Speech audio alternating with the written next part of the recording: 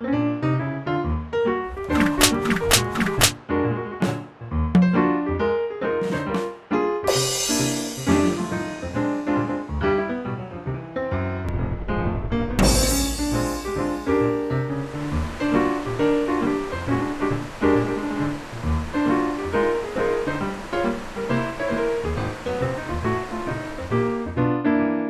this segment, we'll be taking one fully colonized jar of rye grains, breaking it up, and transferring it into 10 additional sterilized jars of rye grain.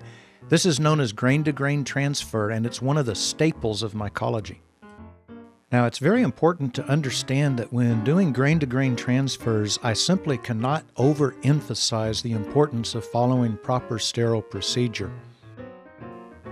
Now, before we get started with the grain-to-grain transfers, I want to go over the things I did off camera before this scene even started.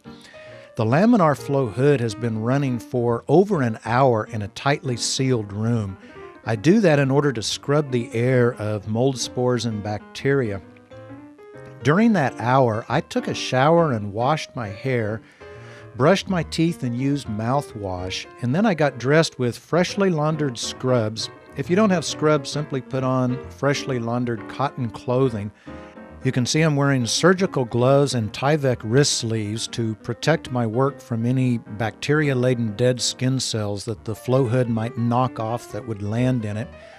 I'm wearing a surgical mask, not a dust mask. A dust mask is useless for mycology. They're designed to protect you from inhaling very large particles, such as what you would get if you were out mowing your lawn or something. As you'll see repeatedly throughout this video, I use a fully inflated bicycle tire to break up my grain spawn, and of course, after breaking up my spawn jar on that nasty tire, it's necessary to sanitize my gloves once again with alcohol, and at this time we go ahead and sanitize the grain master very well with alcohol. Notice the position of my hands and fingers as I open and close the lids on these jars.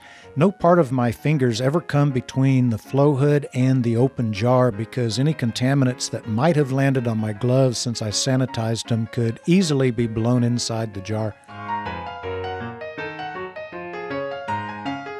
And always remember to label the jars right away with the date, species, and strain.